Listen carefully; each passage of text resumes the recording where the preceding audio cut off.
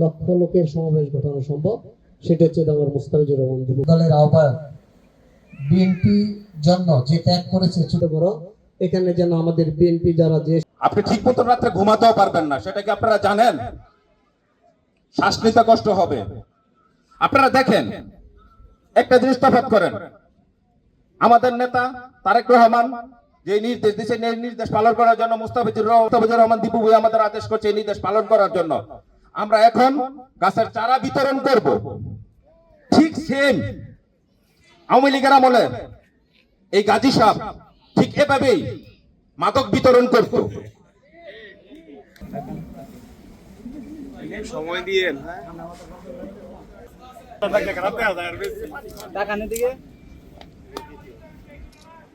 দান প্রবণ করার জন্য খাল খনন করেন তার নাম শহীদ রাষ্ট্রপতি জিয়া রহমান।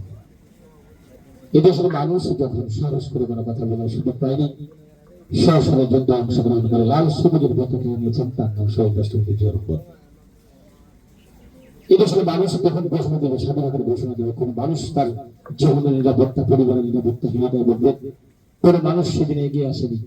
যে মানুষটি সশরীরে রাস্তায় নামে এবং সেটি ঘোষণা দিয়েছিলেন আমি মেজর জিয়া রহমান বলেছি, তার নাম মেজর জিয়া রহমান।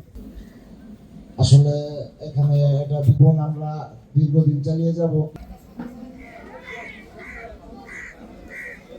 সর্বস্তরের নেতা কর্মীদের নিয়ে এই বাংলাদেশকে গড়তে চাই। আমরা বাংলাদেশকে গড়ার জন্য উন্নয়নমূলক বিভিন্ন কর্মকাণ্ড করে যাচ্ছি।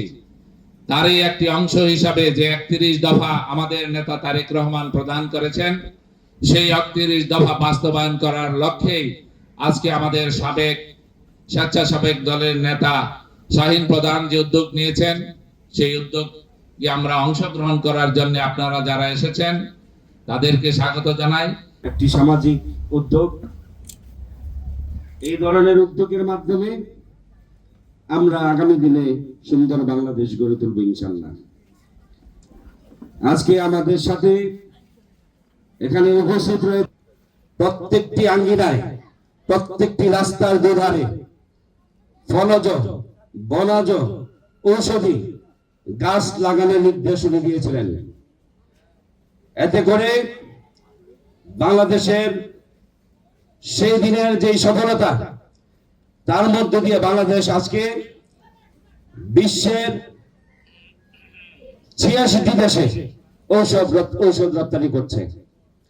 এই ঔষধি গাছ রোপণের মধ্য দিয়ে